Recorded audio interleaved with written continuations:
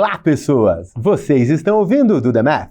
Eu sou Marcel Giraldini, founder e Chief Growth da Math Group, e hoje o papo é sobre uma coisa que você faz todo dia: pagamentos.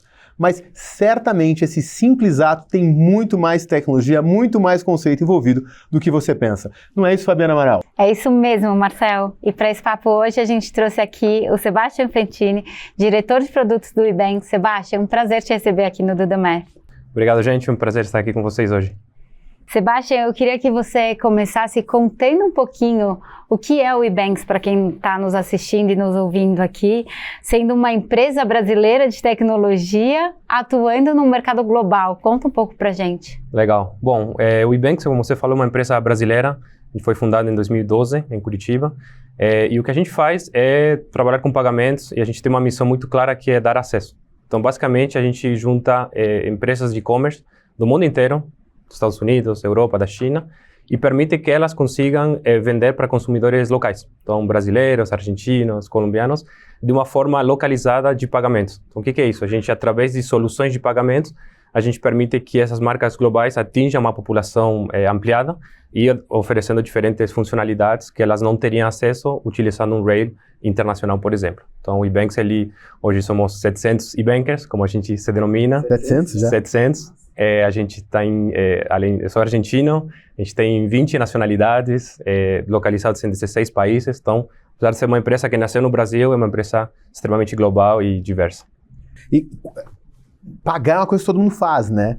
E aí tem muita coisa do pagamento do dia a dia ali, né? Que a gente vai falar de peer-to-peer, o P2P, que é para as pessoas, dia a dia, consumo. Que a gente vai levar isso das pessoas para os business, né? Para os negócios, o P2B, o P2B. Essa transição muitas vezes carece de educação, porque fazer um Pix para tua amiga é diferente de pagar o e-commerce com Pix e tudo mais. Esse processo educacional que não tem como sair da mão de vocês, que é quem está tentando executar essa transformação no dia a dia, como é que isso se confunde com a própria concepção dos produtos hoje? Legal. Bom, como você falou, tem toda uma questão de educação por trás. Então, hoje a gente vê uma tendência em pagamentos global, né? Muito forte aqui no Brasil com o Pix, mas é uma tendência global de meios de pagamento que nasceram com um boom e tiveram um sucesso muito grande em P2P, né? Fazer transferências de pessoa para pessoa, migrando e tendo um crescimento muito acelerado em P2B, como você falou, People to Business. Então, o pessoal utilizar esse meio de pagamento para fazer uma aquisição de um serviço, comprar algum produto. A questão de educação, obviamente, tem a questão da educação primeiro do pagador, né, de quem vai estar escolhendo aquele meio de pagamento e saber a jornada, como que ele vai acabar concluindo aquela transação, mas também tem toda a educação do comerciante, né, do digital e-commerce, que muitas vezes, no nosso caso do Ibank, a gente trabalha com clientes do mundo inteiro, então eles não necessariamente conhecem no detalhe como funciona aquele meio de pagamento, então tem toda uma educação e venda, né, então o marketing é muito importante ali também, para ele saber como é a melhor forma de eu utilizar esse meio de pagamento que teve uma adoção muito grande em P2P e colocar ele para P2B. Acho que um dado bem interessante aqui, a gente, obviamente no Brasil, a gente olha muito o Pix, e hoje as transações P2B, ou seja, a utilização do Pix para compras em empresas, já representa 42% do volume total do Pix. Então isso acho que fala por si só muito do boom que teve e essa migração, mas como eu falei, é uma tendência global, né? A gente tem outro caso muito emblemático que é o UPI na Índia, que é o pagamento instantâneo no país asiático, que também ele começou muito forte no P2P e hoje em dia a gente vê um crescimento muito acelerado em P2B. Eu imagino para quando vem uma empresa para um novo país, principalmente, né, qualquer varejista, qualquer negócio seja B2C ali, ele vai entrar num novo... Varejista, acho que eu falei mal, né? Porque eu já dei o Spotify de exemplo, em tese ele não é varejista. Qualquer negócio para o consumidor, vamos dizer assim, ele quase que ia precisar ter uma empresa diferente para cada país, porque tem uma coisa meio cultural no método de pagamento, né? Acho que a gente estava conversando da outra vez, tu falou disso, você me falou de um meio do do México, que eu não lembro, não tinha a menor ideia que existia. Quando um novo player vai entrar num novo país, eu imagino que parte da missão de vocês é tirar essa preocupação. Para deixar isso transparente. Mas isso consegue ficar transparente? Porque vai ser diferente a forma, o marketing, explicar como é que acontece esse lending quando o pagamento muda muito de um lugar para o outro? Legal. Não, ótima pergunta. Obviamente, como a gente trabalha hoje, são 29 países que o Ibank opera, né? Processa pagamentos de uma forma local para empresas do mundo inteiro. Obviamente que o core business dessas empresas, dos nossos clientes, não é pagamentos. Eles são streaming de música, ou são um varejista, ou são uma empresa de SaaS, enfim, ou de travel. Então, eles têm times de payments, mas eles, obviamente, dependem de uma empresa como o Ebanks para abstrair todas as complexidades que a gente encontra no mercado de pagamentos de qualquer país que eles operam. Então, eu costumo dizer que o mercado de pagamentos na América Latina ele é extremamente fragmentado, né? Às vezes, a única coisa que os países vão ter em comum é que eles fazem parte da mesma região. Mas quando a gente entra no mercado de pagamentos, são players diferentes, são realidades diferentes, níveis de maturidade bem diferentes. Então, ali é a importância da gente conseguir abstrair toda essa complexidade e o nosso objetivo é simplificar e facilitar a vida do nosso cliente, do nosso merchant, como a gente chama, para ele não se preocupar. Obviamente, a gente trabalha num conceito de One API. Então, basicamente, ele, vamos dizer assim, uma implementação técnica e a tecnologia ele faz uma única vez e com apenas alguns parâmetros de diferença, ele rapidamente consegue utilizar a nossa solução para vender no Brasil, no México, na Colômbia, na Índia, na África. Então, a gente já cria um produto e a nossa solução pensando em justamente simplificar um pouquinho esse esforço de lançamentos de novos mercados ou meios de pagamento. Quando a gente olha para o Pix, né, e pensando que a Ebanks é uma empresa brasileira, a gente sabe que o Pix ele foi um grande catalisador e impulsionador para a parte de digitalização e bancarização também, né? Porque quando chega na pessoa final, que muitas vezes, eventualmente, nem tinha uma conta bancária, a partir do momento que ela vê toda a quebra de barreira, porque antes os bancos era... assim, acho que dava até preguiça de abrir conta em banco. Você fala, nossa, vou ter que cumprir uma lista de requisitos enorme e tal. E a gente teve todos esses aceleradores. Quando a gente olha para isso, a gente sabe que o Brasil foi muito bem visto. A gente fez uma gravação com o Otávio Damasceno do Bacen. E a gente sabe que isso virou uma referência para diversos lugares, né? Como que você vê a interpretação dos outros países em relação à Pix e em relação a exportar esse conhecimento do Brasil? Extremamente forte, e é um caso de uso no mundo de pagamentos global, de fato. Acho que o Pix, e hoje, assim, o Pix, a gente não precisa falar, que no Brasil em qualquer lado a gente consegue pagar com o Pix. Hoje já é utilizado por mais de 90% da população adulta brasileira, são 158 milhões de pessoas que já fizeram uma transação com o Pix. E como a gente falou antes, a gente não é só P2P, mas P2B também. São mais de 15 milhões de empresas também que utilizam o Pix. Acho que o sucesso dele é muito da característica do mercado emergente, né? O mercado em ascensão, que é a necessidade de uma inclusão financeira, digitalização da economia, uma penetração muito alta de smartphones também, tudo isso driva muito. Então, acho que o Pix, juntando tudo isso, juntando a disponibilidade, 24%, a gente consegue utilizar, pagamento instantâneo, uma transferência, sem custo para o usuário. Mas acho que um fator muito forte e determinante para o sucesso foi o regulador forte por trás. Então, acho que o regulador que conseguiu combinar a sua agenda regulatória com inovação. E para mim, quando eu junto esse combo, regulador com inovação, esse combo é imbatível. Então, acho que com certeza isso fora do Brasil, outros países que estão implementando seus sistemas instantâneos de pagamentos, como é o Pix no Brasil, eles estão usando muito como referência. E acho que na questão de exportação de tecnologia é muito legal também. A gente, a ser uma empresa também global, esse ano vai ter o lançamento de breve na Colômbia, lá para a segunda metade do ano, que é o pagamento instantâneo no país. E a gente também participou de vários fóruns e várias discussões. A gente foi convidado pelo Banco da República, que é o Banco Central lá, para contribuir justamente com essa expertise e os learnings, os aprendizados que a gente vivenciou aqui na implementação do Pix. Então, o pessoal está bem ansioso ali para vários lançamentos, mas é uma exportação de conhecimento e com certeza deixou o Brasil num patamar muito de referência. Legal. Você trouxe o regulador como agente da inovação, né? Eu acho muito legal, ainda quando estava o Roberto Campos Neto, ele fala uma frase que foi capa, eu não lembro agora de qual jornal foi capa, então eu não vou dar crédito errado, mas ele fala que em algum momento o usuário podia de repente não ter mais no seu celular o aplicativo do Santander ou do Itaú. Ele poderia ter outros aplicativos que ele iria gerenciar o seu banco, e ele estava começando a falar, né, aproveitou o frenesi sobre o Pix e começou a falar do Open Banking. né? Que talvez agora você pode ter um novo entrante que vai estar ali fazendo, que só faz a parte de Pix e tudo mais. Então, é o regulador que costuma falar não falando sim. E aí tu tá falando que tem outros reguladores agora também fazendo isso. Como é que tu tá percebendo isso em diferenças aí mais... apesar de vocês falarem que a América Latina está muito fragmentado, mas assim, é um case de sucesso muito próximo, né?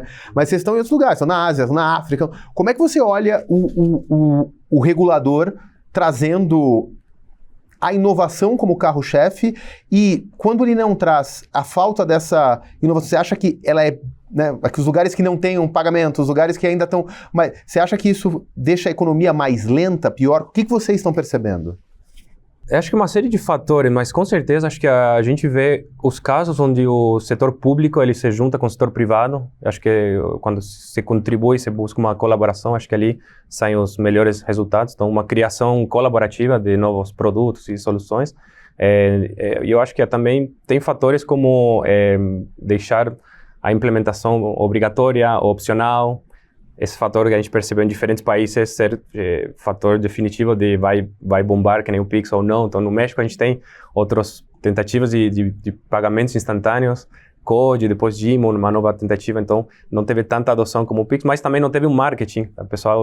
O usuário não conhece tanto. Então, acho que não só trabalhar em conjunto com as instituições financeiras, que no final do dia vai implementar, mas também com a outra ponta, com quem vai usar. Então, qualquer produto, ele vem para resolver um problema do usuário. Eu sou um produto, obviamente, eu olho ali. A gente vai usar tecnologia para resolver um problema e atacar uma oportunidade. Então, sempre o usuário colocado no centro.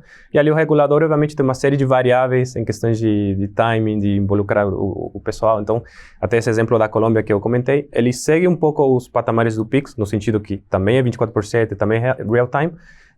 Porém, ele acaba não criando do zero um sistema, como foi criado aqui. Ele acaba buscando uma interoperabilidade dos diferentes diretórios que existem no país. Então, acho que também tem formas diferentes. Acho que a gente vê, não necessariamente você tem que fazer as mesmas coisas, você pode fazer as mesmas coisas de uma forma diferente e também o resultado pode ser tão exitoso quanto. E tem uma parte que a gente entende que essas mudanças, elas vem empurrando, assim, é como você falou, por exemplo, aqui quando tem as obrigatoriedades, não tem escapatória, você tem um banco tradicional que funcionava sob um modelo, mas que ele não tem alternativa de não fazer parte desse movimento, e você tem vários outros novos bancos surgindo, e fintechs, etc, né? E a gente sabe que, olhando ainda nesse universo do Pix, ele forçou muito essa inovação quando a gente olha para o mercado de cartões, né? E isso aumenta muito a disputa também entre bancos tradicionais, bancos digitais, toda a parte de fintech, toda essa camada de pagamento. O que na sua visão é necessário para se manter relevante, visto esse mercado que fica cada vez mais competitivo quando você tem essa adoção tão grande e essa quebra de barreiras? Eu acredito muito que um acaba puxando o outro, realmente. Então, por mais que a gente, em pagamentos e no Brasil, quando a gente traz para cá, a gente fala muito, de fato, no Pix e no crescimento. E a previsão é continuar crescendo 35% por ano até 2027. Então, a gente aqui no Ebanks, todo ano a gente lança um estúdio chamado Beyond Borders, super relevante a nível global, mas justamente trazemos de pagamentos, o share de cada um dos meios de pagamento, as projeções de crescimento. E falando ainda do Pix, a previsão era que ele supere no comércio eletrônico cartão de crédito no ano de 2026. Isso esse ano a gente já atualizou, vai ser ainda no 2025. Então, até final de 2025, as compras online, a relevância do Pix já vai ser superior a de cartão de crédito. Então, essa é uma mudança que... Para esse número, você está imaginando que vai acontecer por causa do Pix programado ou é independente do Pix programado? É independente. Acho que é uma parte. Então, o Pix automático, a gente pode falar agora que é a recorrência, que é um produto novo para ser lançado, mas já com ela, o Pix por si só, a Pix One Time, ele já tem tanta adoção muito forte, por conta dessa adoção muito do P2B, né, de empresas começarem a cada vez mais habilitarem, mas com certeza o Pix automático, que é um lançamento, o principal lançamento de uma nova funcionalidade dentro do Pix, se espera agora para 16 de junho o lançamento. Ele vai permitir usar Pix para merchants ou clientes de recorrência, que hoje talvez eles dependem muito mais de uma oferta de cartão de crédito. Você salva o teu cartão e mensalmente você é cobrado. Isso no Pix hoje, infelizmente, é um caso de uso não atendido.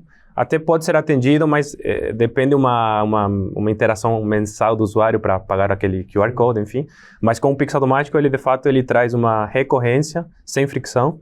E a estimativa é que o Pix automático movimenta até 30 bilhões de dólares nos primeiros 2 anos. E sem entrar na indústria de crédito, né? Porque daí não é tu não está necessariamente colocando um crédito nesse Pix automático. Exatamente, aquela é apenas a recorrência. E aí, voltando na pergunta da Fabi, acho que como que um puxa o outro, né? O Pix, os meios alternativos de pagamento. Acho que em pagamentos se separa entre cartão de crédito ou cartões e o que a gente chama de APMs, Alternative Payment Methods. Então, tudo que for pagamentos instantâneos, pagamentos em boleto, em dinheiro, as carteiras digitais. Então, a gente vê que inovação acaba que uma puxa o outro. E falando de cartão de crédito, muitos neobancos, os bancos digitais, acabaram potencializando muito o crescimento também do cartão de crédito.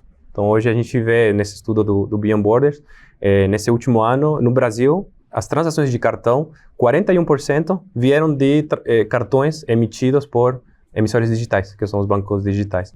Então, eles conseguem praticamente chegar na população num patamar dos bancos tradicionais. E aí, obviamente, a experiência do usuário e cada um, obviamente, buscando seus diferenciais competitivos. Mas por isso que eu falo que um acaba puxando o outro. E a indústria de cartões continua crescendo. Cresce ainda numa taxa de 12% até 2027. Então, essa é a previsão do Beyond Borders. Então, acaba que... Eu sempre digo, não é que um compete necessariamente com o outro, não é que o bolo começou a dividir as fatias, porque o tamanho do bolo acabou crescendo e continua crescendo ainda mais. Eu acho que a gente... Minha percepção agora, sem totalmente achismo, vai concorrer com o cartão de crédito, o Pix. Eu sempre, não, vai concorrer com o boleto. Porque o cartão de crédito vai usar o crédito, vai usar a milha, quer dizer, ele está... No final do dia, o pagamento automático, tu consegue liberar na hora igual o cartão de crédito, e tu tá pegando o saldo de conta, que era o que você tentava fazer com o boleto, que era mais complexo, que era chato. Então, me parece que ele não concorreu de forma tão agressiva com o cartão de crédito. Ele está substituindo, acho que talvez o de débito, o boleto, o uso do dinheiro papel, né, do papel moeda, mas acho que o cartão de crédito continua tendo um espaço que me parece importante nas relações aí. Com certeza. E aí um ponto de como que as indústrias, obviamente, se acabam complementando e a competição é muito boa. O próprio cartão de débito, então os próprios emissores e os adquirentes, todo o conjunto de participantes da indústria de cartões, ele também se juntou e soltou várias novas funcionalidades para permitir uma adoção maior do débito no e-commerce. Porque antes do Pix, era praticamente dominado pelo cartão de crédito. Então aqui no Brasil a gente percebe o cartão de débito tem uma taxa de crescimento muito acelerada, e quando a gente olha para fora do Brasil, a gente vê países como México e Peru, eles processam mais usando o cartão de débito do que o crédito no e-commerce. Então, obviamente que cada país vai ter a sua especialidade, não necessariamente um vai tirar do outro, mas sim, talvez um meio de pagamento em dinheiro é uma tendência mais de queda, principalmente pela digitalização. Acho que hoje em dia todo mundo busca facilidade e não ter que pagar em dinheiro. Pela segurança, né? Papel moeda é muito fácil de te roubarem na rua do que... Tu falou várias vezes da pesquisa. A gente pode deixar o link para o pessoal pegar? Pode, com certeza, sim. A gente vai deixar ali, está disponível no ebanks.com, a gente deixa ali para o pessoal acessar. Acho que tem bastantes insights muito, muito legais tanto para profissionais de pagamentos quanto da indústria de tecnologia como um todo. Se estiver vendo no YouTube, tá embaixo na descrição. Se estiver num dos agregadores de podcast, abre o maisinho ali da descrição, tá ali para vocês baixarem a pesquisa. Bom, Sebastião, a gente falou dessa adoção muito grande, né, tanto das pessoas quanto das empresas.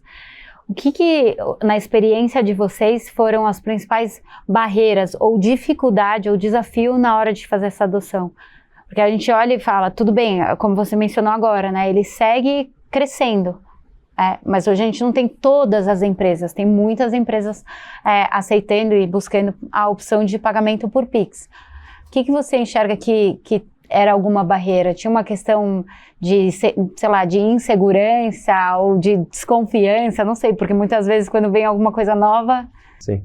Eu acho que depende muito talvez da empresa, assim, do segmento da empresa, mas de uma forma, principalmente para a empresa de fora, é muito do conhecimento, né? Então saber qual que é o caso de uso ou qual que é o meio de pagamento de recorrência agora vai conseguir habilitar com o Pix automático.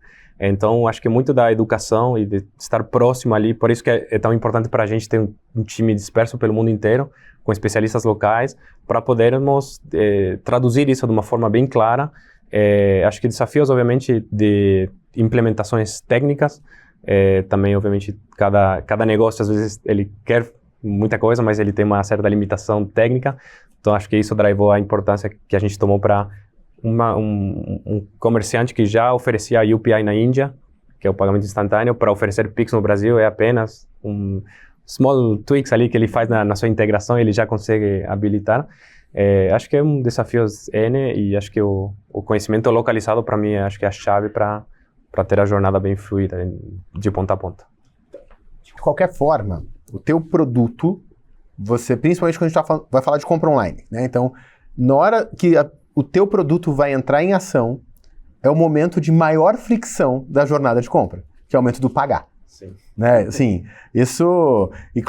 Eu acho maravilhoso o case do compre com um clique da Amazon, porque ele tentou tirar isso, mas só serve para quem está lá dentro, de um jeito, o cartão já está, né? Mas... Então, você está num momento sensível, trazendo... e precisa ter gente local para entender as diferenças, cultura, o que você deixa primeiro. Né? Na Índia, de repente, o PI super utilizado não pode estar no final da lista porque está com U, não pode ser alfabético. Não, já coloca os 3. Então, vocês vão trazer todas essas boas práticas. Como é que é trabalhar com um time de produto que está num lugar muito sensível? Então, você tem que entender o local, você tem que entender ali aquela especificidade, senão você vai colocar em risco a conversão do teu cliente, e por outro lado você precisa manter uma estrutura de produto, porque o que ele quer, como você falou, fazer ali um novo setup na tua arquitetura e passar a vender Pix no Brasil. Como é que você equilibra esses pratos? Não, a última pergunta, a gente ali, eu sempre falo, né, pagamentos é um meio, então ninguém acorda um dia e fala, eu quero pagar. Ninguém fala, o pessoal vai querer comprar um produto, vai querer assinar algum serviço, enfim, então, por isso acho que reforça a importância da experiência de pagamento, ela ser extremamente sem fricção, fluida, eficiente, o mais transparente possível, porque é aquela coisa, já é difícil você ter o consumidor entrar no site, escolher o produto, ou se cadastrar, enfim. Então, a hora dele colocar pagar, o checkout, que é a parte final, é extremamente delicado. Obviamente, acho que a gente em pagamentos, a experiência do usuário é chave, é tudo.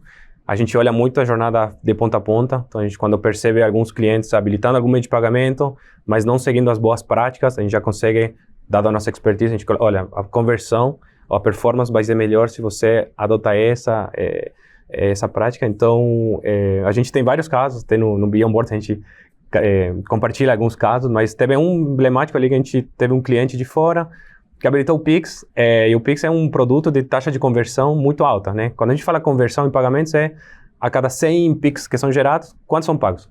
80, então a taxa de conversão de 80%. E aí ele lançou em julho de 2023 com uma taxa de conversão de 60%. A gente sabia que tinha coisa errada ali, não era o potencial que ele poderia tirar do meio de pagamento. E a gente fez uma série de análises e sugestões de melhoria para implementação, que vão das diversas maneiras possíveis, não somente na parte final, no UI, na interface, mas desde end-to-end, desde como ele está se comunicando com o usuário, se ele está comprando no mobile, ele está incluindo a opção de copia e cola, né, para pagamento com QR. Então, coisas simples, mas também coisas um pouco mais avançadas, algumas funcionalidades que a gente consegue implementar. E ele, em julho, começou a implementar isso gradativamente, e ali a gente chegou lá para novembro com uma taxa que passou de 60% para 90%.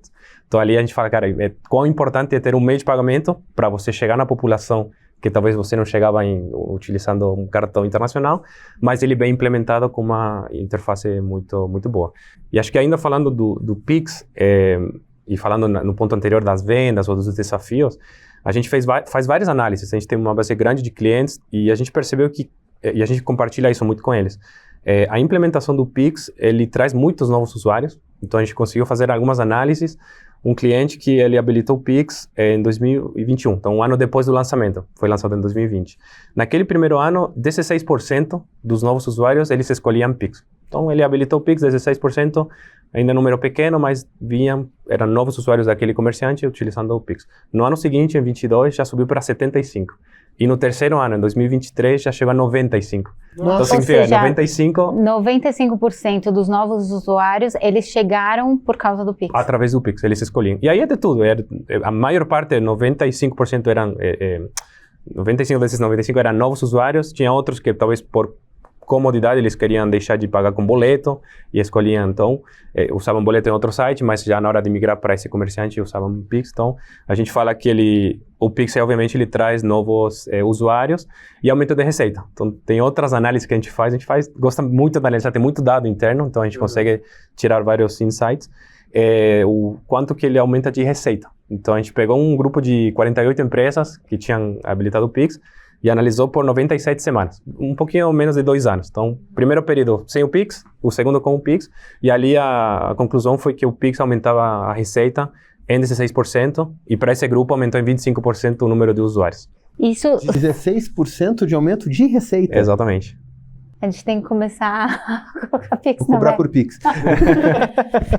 O que eu estava pensando aqui, claro, é uma composição de fatores, né? Porque você tem uma parte, por exemplo, que onerava muito o estabelecimento com as taxas de pagamento em cartão, e aí você tira isso e coloca de outra forma, além do Pix não ter essa dependência do crédito, aprovado ou não aprovado, além, eu imagino, de toda essa parte de tecnologia, onde você tira uma série, claro, é bastante complexo, mas você tira todo aquele tempo de aprovação do cartão, etc, tal, porque é uma coisa instantânea, ou seja, não tem por que ela dar errado, a menos que o dado esteja errado, né? A gente falou com alguém na Febraban que trouxe também uma visão do Pix que eu nunca tinha pensado, e eu estou pensando agora em novos usuários, talvez case perfeitamente. Talvez tu lembre quem foi que trouxe esse dado, que era que o Pix tinha uma vantagem de não compromisso. Na hora que ele dá o cartão, e se o cara cobrar do meu cartão, sabe? Eu não estou me comprometendo e eu também não tenho o meu risco de uma fraude é menor, porque eu fiz o pagamento uma vez só e eu parei. Eu não lembro quem trouxe, não sei se era o pessoal da Fiserv que estava lançando também um relatório, mas assim, casa muito bem com o que o Seba está trazendo aqui, né? E acho que um ponto até, 2 pontos, voltando na experiência ainda na UX, que são detalhes, mas obviamente a gente agora falando como usuário, né? A gente como usuário, quando a gente entra num site, a gente gosta de ser bem recebido, né? A gente vê que lá tá nos recepcionando de uma forma boa.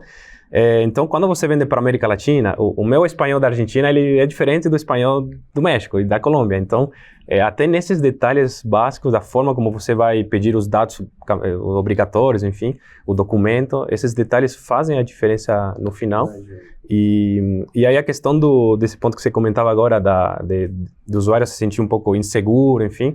Falando do Pix automático, que é a nova funcionalidade para recorrência, o produto ele é bem completo, ele prevê uma série de boas práticas e boas funcionalidades para o negócio fluir de ponta a ponta.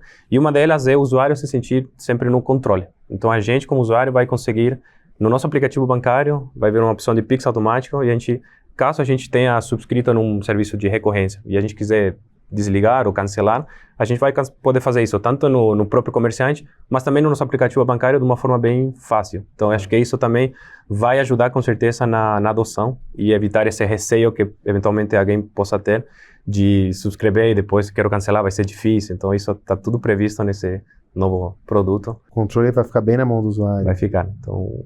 isso é importante, porque como o Sebastião estava falando, né? Você tem uma parte de experiência que é essencial. E, na verdade, ela é essencial para tudo, porque nós, como consumidores final, seja no atendimento, seja na hora que você está navegando no site, na hora que você está escolhendo o produto, até todo esse processo de pagamento. E a parte de segurança, claro, né? E aí é uma curiosidade também, porque a gente sabe que tem tentativa de fraude, a gente entrevistou o pessoal do Itaú, né? Sobre a parte de fraude. O tempo inteiro. 24/7 tem gente tentando burlar isso e eu reparei uma coisa, não tem em todas as lojas, mas quando a gente vai para uma loja que também oferece o pagamento em Pix, ali uma loja física que também oferece, tem lá, o Pix é só único e exclusivamente neste QR Code, qualquer outra coisa é golpe, ou seja, tem um volume muito grande, assim. Como que é essa luta, digamos assim, quando a gente está falando para Pix?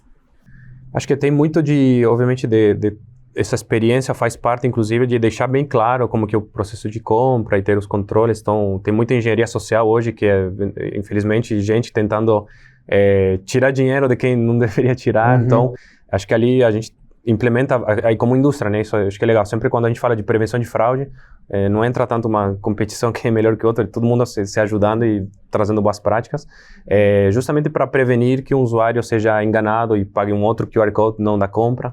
E a gente tem vários controles que a gente consegue fazer também para ver se o usuário que estava comprando é o usuário daquele aplicativo que está de fato realizando a compra. A gente consegue cruzar vários dados para garantir uma segurança para tanto para o comerciante, mas quanto principalmente para o usuário pagador. Então tem uma série de controles ali. Posso fazer mais uma pergunta?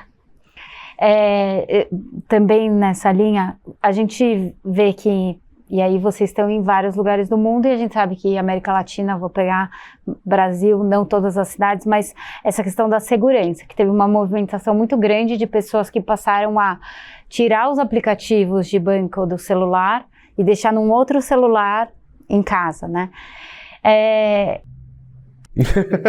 Somos essas pessoas. Eu sou essa pessoa. Eu escutei que em São Paulo isso é mais comum, né? Que outros... eu sou totalmente essa pessoa. Sim, eu também. E aí uma coisa... E aí vou pegar a minha experiência. Como eu faço isso para mim é um impeditivo, né? Então, eu não tenho como usar Pix se eu estiver na rua. Isso é mais... Já te ensinei, Fabi, é só fazer uma conta do banco do ladrão que eu tenho, que é só fazer Pix. É pra fazer Pix, está no celular que está na rua. Eu fiquei pensando assim, o quanto isso impacta, sabe? Isso não significa que, por exemplo, se eu estiver em casa, eu vou fazer, porque é prático e porque está lá e tudo mais, mas na rua já é um impeditivo. Isso impacta várias outras questões ali, quando você não tem o aplicativo do banco, mas... Isso foi um tema em algum momento, né, em cidades como São Paulo, ou não? Isso deve ser um percentual muito pequeno e... Acho que talvez ele impacta um pouco mais no mundo físico, né, nas compras físicas, não tanto no e-commerce. Geralmente, talvez se você compra no e-commerce, você vai estar ou na tua casa ou num ambiente mais seguro. Sim, ou você vai pegar aquele QR Code e vai pagar depois, por exemplo. E vai pagar, né? Exatamente. Então, mas ainda assim, tem iniciativas como, por exemplo, a utilização agora do Open Finance, né? Combinar o Pix com o Open Finance e ele permitir que você consiga, que hoje em dia o pagamento físico com cartão é contactless, se aproxima e paga. No Pix você escaneia o QR Code, então você se autentica no banco, um pouquinho mais demorado. E a junção do Pix com o Open Finance, ele basicamente busca ter uma experiência mais rápida. Então você tira o celular, aproxima e pronto. Então se você está num evento multitudinário, com muita gente, talvez é um pouco inseguro você se autenticar e se levar 4 ou 5 steps, você aproximando, talvez uma compra mais fácil. Acho que isso é uma das iniciativas que vão por atrás também, no fundo, não só buscando uma melhoria de experiência mais rápida, mas também em casos de UX para ser um processo mais rápido, assim. Então... Já que a gente já avançou em Pix e Open Finance, Pix recorrente e tokenização, porque eu achava que o Pix ia ser difícil, ele foi super fácil. Então eu olho para a tokenização, será que o pessoal vai entender? Mas talvez vá fluir. Como é que vocês estão vendo o impacto da tokenização que está vindo, que está acontecendo, o pessoal está trabalhando bastante? O que você acha que vai mudar? Eu acho que quando a gente fala de tokenização é legal, tem várias frentes, né? Então, por um lado, quando a gente, por exemplo, fala de pagamentos de cartão, hoje já conseguimos fazer pagamentos tokenizados. Então, você não ter que inserir os 16 dígitos do teu cartão, que chama o PAN, você conseguir tokenizar. Então, o comerciante faz uma funcionalidade de tokenização e as próximas compras, até as recorrentes, os teus dados sensíveis. Então, numa compra de cartão de crédito tem uma série de dados sensíveis. O dado de cartão, o CVV, que é o código que vai, os 3 dígitos, né, ou 4, dependendo da bandeira. Aquilo lá consegue já trafegar de uma forma tokenizada e isso traz segurança, traz aumento de conversão, porque isso no fluxo end-to-end, quando a gente fala de uma transação de cartão, você sabe que no momento de tokenização o cartão é válido, então ele também leva um pouco de aumento de performance. O principal objetivo por trás é a questão da segurança. E obviamente a gente depois tem iniciativas de a tokenização da moeda, por exemplo, o Drex aqui no Brasil, que ele vai trazendo novas funcionalidades também, de N formas, não apenas em pagamentos, mercado de câmbio. Então tem uma série de testes pilotos já acontecendo. Acho que isso ainda, a gente vai ver ainda qual que vai ser o impacto real e quando, né? Mas a gente com certeza, todas essas evoluções de tokenização e outras vão facilitar, acho que muito a nossa vida como usuário. Eu, pelo menos, estou me divertindo muito com as teorias da conspiração que ficam falando que vai controlar o dinheiro, mas Bom, como são as mesmas do Pix, eles precisam inventar novas, né? O que me pega, que eu acho bem importante, como tu trouxe, é toda a parte de segurança e a rastreabilidade, né? Tu consegue saber... Não, se você passou um token de A para B, tu vai achar esse token em C, em D. Então, eu vejo um aumento de segurança. Principalmente para grandes volumes. Acho que quando vai fazer... Né, a gente brincou que a gente vai passar Pix, porque na verdade, nosso dia a dia é fatura. Eu faturo os meus clientes, e aí acaba sendo aquele depósito, tem que dar baixa em nota e tudo mais. Eu vejo que por aí tem funcionalidades de caminho de melhoria. Do que eu li até agora, como a gente está por fora, eu não vi nada ainda que seja tão disruptível, salvo o PAN do cartão, mas isso não é exatamente o Drex, né? Que ajude no uso diário, no uso corriqueiro. Tem alguma coisa que você está vendo que para o pagamento corriqueiro vai mudar como eu pago a minha assinatura de streaming ou ainda não? Eu acho que os maiores casos de uso ainda que a gente está vendo, talvez, muito, por exemplo, em atrelar condições de compra e liberação de dinheiro. Então, hoje você vai comprar um carro, por exemplo, e você fazer a transferência, mas primeiro fazer a transferência do dinheiro para depois transferir o nome. Então, acho que todos esses processos de condições, de certas condições serem atingidas para liberar o dinheiro para o vendedor ou para o comprador, enfim. Acho que isso vai ajudar bastante. E como você falou, a rastreabilidade, acho que essa auditoria, de certa forma, acho que isso com certeza. Em pagamentos, a gente vê também, talvez no mercado de câmbios, a gente tem alguns dos pilotos acontecendo nessa frente, mas ainda... O mercado de câmbios deve ser bem interessante mesmo. Ainda para... muito em fase piloto, a gente vai ainda observar mais novidades ainda. Eu tava vendo um rapaz do Banco Central que foram comparar a tokenização com o Bitcoin e ele falou assim, estão no lugar errado. É um smart contract, vocês têm que olhar para o outro lado. Né? Vai olhar o que se fez na indústria dos NFC, que deu errado, mas serviu para nos dar o que fazer com o smart contract, né? Mas é para esse lado. E realmente carro é uma coisa bem no varejo que é quase como uma fatura, né? Eu preciso que as condições de A aconteçam para liberar B, talvez mercado imobiliário também, né? Mercado imobiliário é outro caso, com certeza, sim, cartórios, então... acho que vai ter muita inovação, sim, e assim como todo, a gente, voltando talvez para o Pix, a gente vê hoje já transferências inteligentes. Então, você tendo 2 contas bancárias na tua titularidade, você consegue programar e definir, se um saldo de uma ficar em um threshold específico, já transferir da outra. Então, tem uma série de inovações ali que vão além da tokenização, mas acho que todo mundo... Legal que a tecnologia acompanha muito esse mercado de pagamentos, por isso que é tão fascinante para mim. Vai ter comentário pedindo dica de fazer esse threshold que ele explicou agora. Com certeza. Não, é muito interessante, porque quando a gente olha como era o comportamento de pagamento que a gente tinha, sei lá, não sei, 30 anos atrás, assim, né? Aí a gente tem um boom de inovação olhando para isso, tanto com a chegada dos bancos digitais, com os novos meios de pagamento, com uma série de outras coisas que...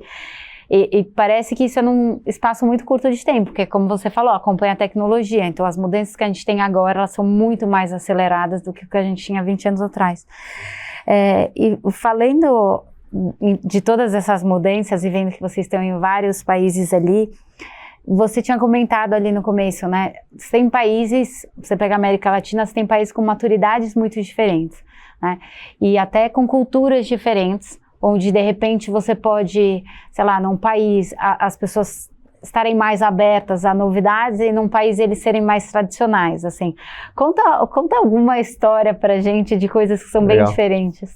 Bom, acho que como quando entrei no Ebanks foi bem no momento de expansão para a América Latina, depois para os principais países, depois a gente foi para a América Central, depois para a expansão para a África, para a Índia. Então, vi várias diferenças de cultura e de realidades de pagamento.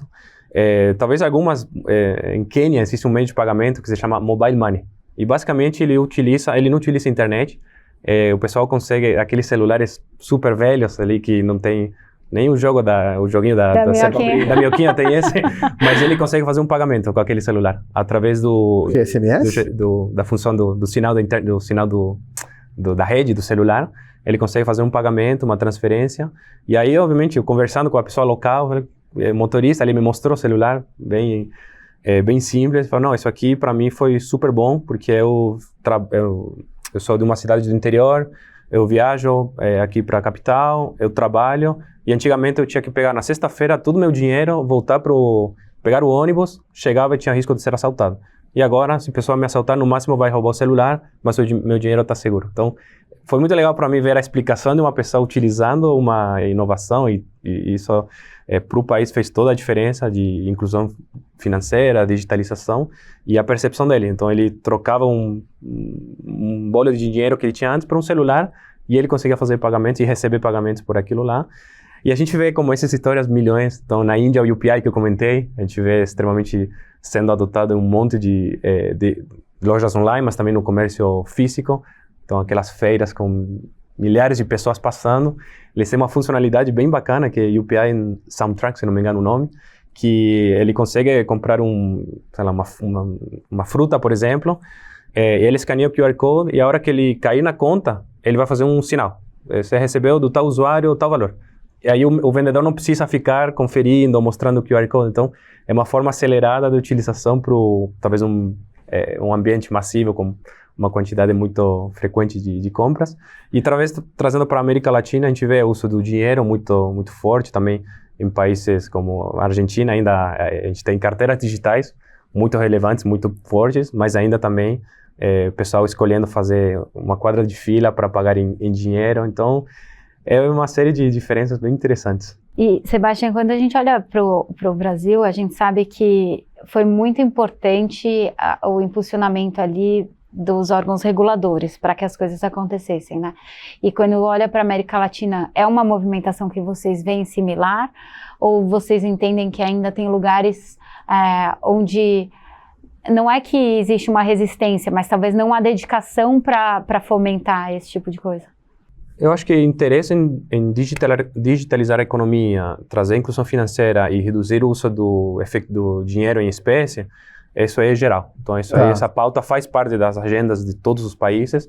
Eu acho que muda talvez as formas, como a gente falou antes. Então, na Argentina existe uma iniciativa chamada Transferências 3.0, que ele basicamente buscou uma interoperabilidade de sistemas atuais, mas já tem um grande player lá, que é uma carteira digital, que já é bem utilizado pela população. Então, tem uma série de desafios para implementar algo do zero, talvez. Na Colômbia, como eu comentei, não se cria do zero, ele se busca a colaboração de diferentes diretórios. No México, também teve já no passado umas iniciativas que não tiveram muito marketing para a pessoa e não era obrigatório. Também eles estão mudando, então é isso, fazer de formas diferentes o mesmo objetivo, mas acho que como o Brasil hoje de longe está no número 1 ali por conta do Pix. A gente passou no papo hoje por produto, concepção, aí fomos para experiência, aí tu trouxe visão de mercado. Tem uma pergunta que a gente faz para acabar o podcast, normalmente, e que durante o papo, várias vezes eu tenho uma ideia de qual vai ser a resposta. Eu não tenho a menor ideia do que tu vai responder. Qual que é o indicador de sucesso que você usa? Você, no teu dia de operação, qual é o teu indicador? Ou os teus indicadores principais? São vários indicadores, né? É uma série. Então, a gente olhando de cara para o comércio, talvez um indicador é ter uma adoção maior da base de usuários que ele consegue atingir. Então, ele habilitando mais meios de pagamento localizados, naturalmente ele consegue aumentar. A gente consegue olhar em performance, então aquela taxa de conversão que eu comentei antes, ela aumentar cada vez mais. Se começou em 60, chegar a 90 e chegar que todos cheguem naquele patamar. E acho que talvez, falando um pouco da indústria, assim, eu sou apaixonado a gente fala que quem trabalha em pagamentos é difícil sair. Você acaba entrando e a tecnologia vai muito, muito próxima da evolução. Eu tenho um filho pequeno de 3 anos e nessa idade eles querem fazer tudo independente, né? Eles acham que são adultos já. E hoje a diversão dele é quando a gente vai pagar num restaurante, ele pega meu cartão e ele quer aproximar na maquininha e receber o papelzinho, né? O recibo. E aí eu fico pensando, como que vai ser daqui 15 anos, quando ele for ali, tiver seus 18 anos, como que vai ser pagamentos? Como que ele vai estar pagando? Hoje é essa a diversão dele, mas como que vai ser? E essa é a gente olhando a evolução que tem tido, 5 anos aqui é um horizonte muito grande, eu acho que isso é uma motivação e para mim o indicador de sucesso vai ser ver uma evolução muito mais fluida, uma forma de fazer pagamentos mais inclusiva, com mais acesso e mais transparente.